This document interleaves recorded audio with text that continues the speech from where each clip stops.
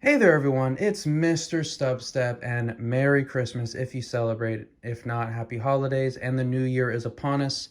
This will probably be the last video that I film for the year of 2023. I will have one more video releasing later this year. It'll be my top 15 pulls of the year. Those are usually pretty fun to make, a nice recap of the whole year and everything.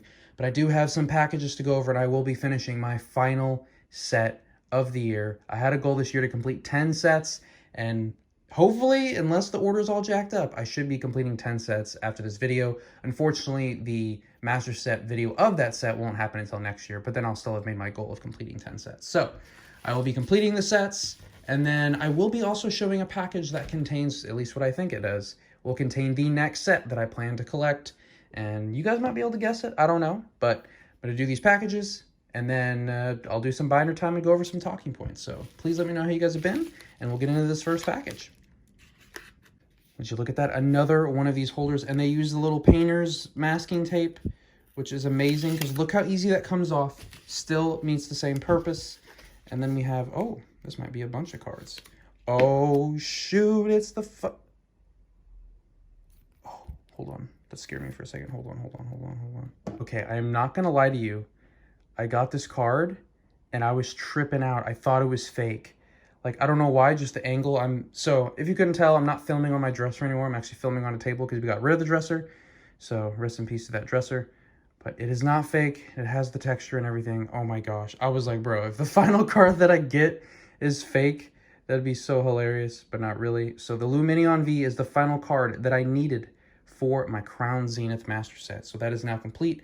And what's crazy is I opened up one of the V-Star Universe boxes, and my secret rare from that opening was the Luminion V, in Japanese, of course. And now we're going to get into some other singles that I picked up from the same seller. So we have I'm going to turn these all upside down. There we go. We have the King Gambit. Now this is a cool one. You got the two Bisharps, King Gambit, and then all of the Poniards up front. So it's really cool, that leadership. And it's a super interesting way to evolve to get into King Gambit if you haven't gotten one before. So you have to have a Bisharp, and then a lot of times they come in like groups, like they'll spawn in little groups. I don't want to call them tribes, but it'll be like a Bisharp surrounded by a bunch of Poniards, and you have to defeat a certain amount of Bisharps that are holding a certain item, and then it'll evolve into a King Gambit, which is really a super interesting way to evolve a Pokemon if you ask me. Next up we have the Miraidon EX, so continuing with the Scarlet and Violet base set. This is a beautiful card and a very popular card within the TCG right now. Some will argue that this is part of the best deck in Turbo Miraidon EX with Iron Hands. I haven't played it myself with Iron Hands, but I can see why, and that is just such a beautiful card. Oh my goodness. Wow. Got the dash bund right there, just admiring. Miraidon kind of coming by. It looks like a high-rise building. Very, futuristic city-like. And that tandem unit is such an amazing ability. I really had to admire that card because that is a beautiful card. Terrible centering, but it don't matter because it's going in the binder. And we have, oh, the beautiful Oinkologne EX. And I believe this is the female version. I think the male is white, unless this is the male and the other one is the female. I'm honestly not sure. But it evolves from Lechonk. Pretty plain, did I say Lechonk? Lechonk, but it's a pretty plain full art if you ask me, but one that I needed for my Scarlet and Violet base set. And the final card is that Toxicroak EX. Another kind of weird one, but it has a kind of cool texture, like some splotches or whatever. Not bad, not bad. All right, now we can get into the next package. All right, so we got something in a semi-rigid holder. Let's see what it is. Or a card saver too. We have, oh, the Pikachu promo. So I recently got the Oddish. Figured why not? I need to get the Pikachu too before it escapes me. But this is a really awesome artwork. It's Pikachu fighting Charizard in a stadium. That is such an awesome artwork. It is Scarlet and Violet promo 101. Wow. We've come so far. I think that is the number right before the Oddish one too. I think the Oddish one's 102. So that is a great addition to the collection. So now at least 2 binders, actually 3 binders to go through. And we have one more package containing the next set that I will be collecting. And would you look at that? Another one of these. This is crazy. See? Not much tape is needed. Not much tape is needed.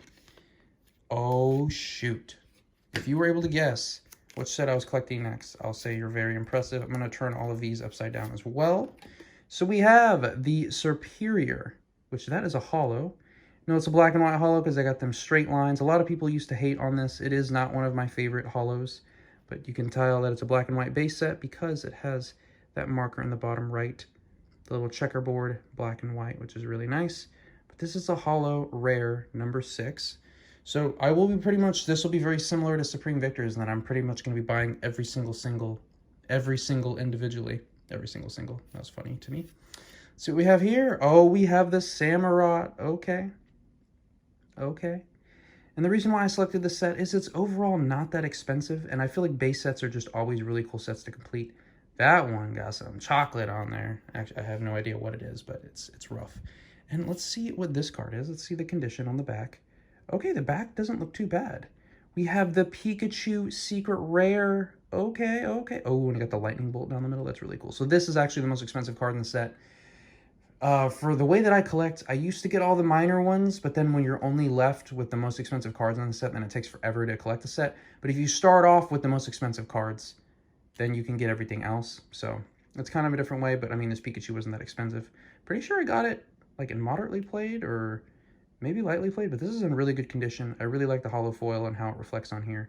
It's a beautiful Pikachu card, a secret rare Pikachu, which is kind of unique, and the most expensive card from Black and White. But I do have more Black and White orders on hand, and then some other stuff that I'll show off in a video next year, which it sounds weird to say.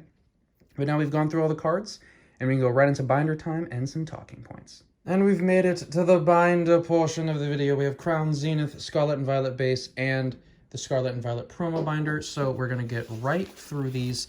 I have let all of you down. I have started Black and White base set, but I do not have a binder for it yet, so I will get that binder in the future, and don't worry, we will take the time to put the cards where they ultimately belong. But please let me know how you guys have been. I have been just fine. I'm filming this on the 26th of December, and it is a 3-day work week, and I am looking forward to... It's a 3-day work week, and one of the days has already been complete, so 2 more days left. Super excited, but let me know how you guys have been. I have been just fine. I actually, over this little 3-day weekend, I played pretty much the whole time I was playing the Scarlet and Violet DLC.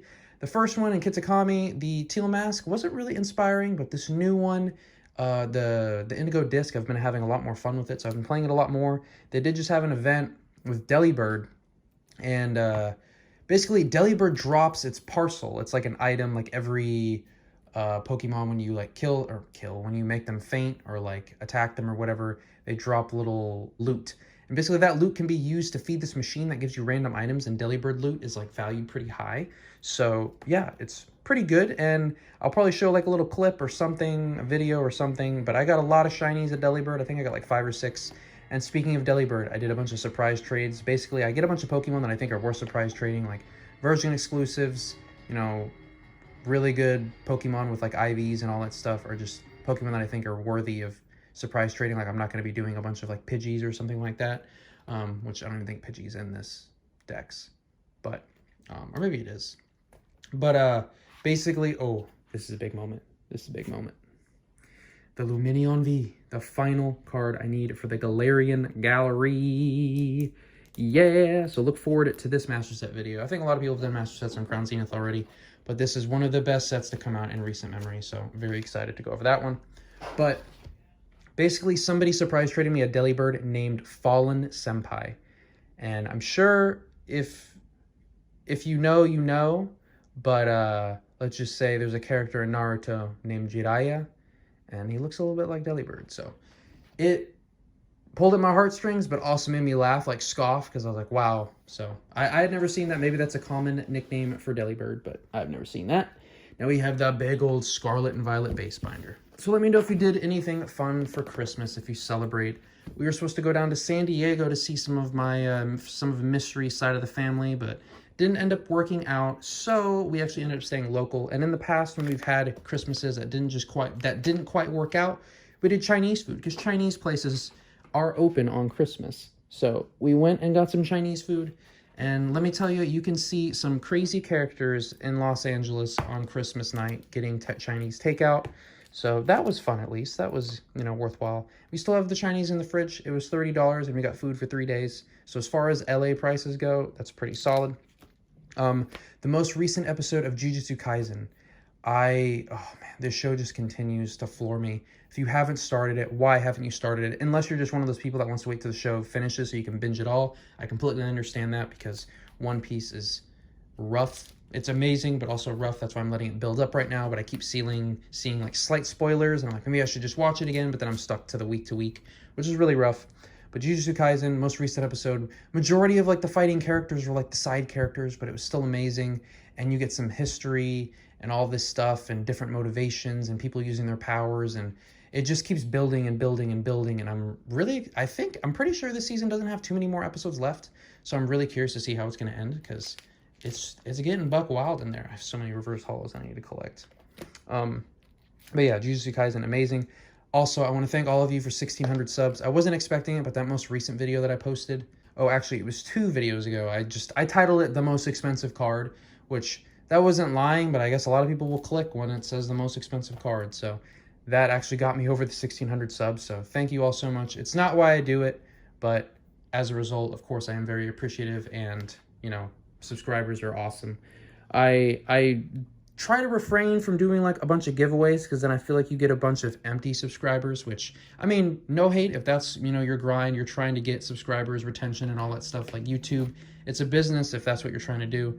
This is really a hobby for me. I enjoy doing this stuff on the side. I enjoy having conversations and relating to all of you all and talking about experiences. That's why I do it, but everyone has their different reasons. I'm thankful that I don't have to rely on YouTube income to survive, because some people do. So I got 3 paychecks this year, so whoopee, because I did actually start monetizing last December, so it's been a year since I've monetized.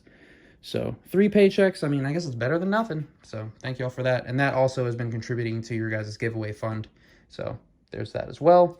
I also did recently get a haircut. You know, you got to look good for the New Year's, because I will have some great New Year's plans coming up. We plan to go to Vegas, and this will be very exciting, because I've never been to Vegas around New Year's time. I heard it's pretty wild. I know a lot of people try to avoid crowds. I did New York City, I think a couple years ago for the ball drop. Oh my goodness. It was raining and it was cold. Oh, that was miserable. Miserable. We wore diapers, but it was miserable. It's one of those things where like, oh, you know, it's like a once in a lifetime thing, which I get it, but it's really tough going through that to recommend it to somebody. It is really tough, but I'm sure people that have done it have had great experiences, so I don't want to take that away from anybody either. My experience, however, was not the greatest. But yeah, New Year's Eve, plan to go to Vegas, post up somewhere with some really good friends that I haven't seen in a couple of years. You know, we're just all like at similar stages in life, but we're just all at different parts, or where we all live in different places. So like some of them are in Texas, some are in Europe, and then we just come together, have a good time, and then separate, and then come together. And it's just those friends that when you see them again, you guys can talk like you never skipped a beat, you know? Those are the best types of friends to have. Everyone's a good vibe. Nobody brings anybody down. Nobody puts anybody in like awkward positions. No one, if they get drunk, they become violent or overly touchy or anything like that. So it's just, you should find those good friends that just want to make you be better and encourage great things from the rest of the group. And once you find those friends, like, I mean, don't become clingy, but don't let go, you know? Those are good friends. They're becoming harder and harder to find nowadays, you know? But, yeah, and then already talked about Christmas, just stayed in, hung out, actually played a little bit of Mario Kart, because I think the most recent, what do you call it? The final, like, pack, where it comes out with the 2 final cups and then more characters came out. So we played a little bit of Mario Kart to at least do all the new stages at least once, which Mystery is so used to doing 150cc and 200cc. So when we do 50cc again, she's like, it's so slow, I hate it. And it makes me giggle, because I'm like, I like 50cc because then I don't have to think about winning, because you just win automatically because it's so easy. But like 150 and 200, like I actually have to try, which is kind of annoying. But yeah, let me know if there's any particular Christmas movies that you watch every year. There's no like particular ones that we like watch every year, but we watched Elf, Home Alone, and then there's this is an odd one, Trapped in Paradise. Please let me know if you've ever watched Trapped in Paradise. It's another one from the 90s, but it features Nicolas Cage as like the main character. Dana Carvey, he's the guy that played Garth in Wayne's World. And then one other guy, can't remember his name, but he's probably the best in the entire movie. He's so funny. I'll probably have shown a photo or something of him. But let me know if you've ever seen that movie. It's nothing you gotta like run and go immediately watch right now, but it makes me laugh, and it's just kind of like a movie that reminds me of growing up. So yeah, it's pretty funny. And Nicolas Cage, that was back when he was like younger and still like super overacting. I mean, he kind of still does that. You know, the Nicolas Cage style of acting. I'm sure you've seen some of his stuff. But that Pikachu does go right next to the Oddish. That is a beautiful one. And let's see if I have any other talking points. I did finish season 2 of the daily life of the Immortal King. Do not recommend. The last episode kind of saved it. If the whole season would have went how it was going, I probably wouldn't have continued. But the last episode did kind of save it. So I'm watching season 3 and it's like back to the same old, like, it doesn't feel like there's any substance, but there's like something about it that wants you to keep watching. I don't know how to explain it. And then right now they're randomly releasing season 4. I just want to get through this so I can start My Hero Academia, because apparently a new season of My Hero Academia is coming out. I know Bleach is coming out again soon. Demon Slayer is coming out again in the spring. So a lot of things to look forward to. And that is actually all I have. My next video will be my top 15 pulls of the year, and then probably a Crown Zenith Master Set, and then maybe some other recapping type videos. But that is all I have for this video. I will get a black and white binder. Thanks so much for listening to me ramble as always. I can't believe you guys like listening to me ramble, but I do like reading your comments or, you know, replying to you in Discord or however you like to communicate. Email. I've had people send me emails. So that is all I have for this video. Thank you so much for watching, and have a great new year.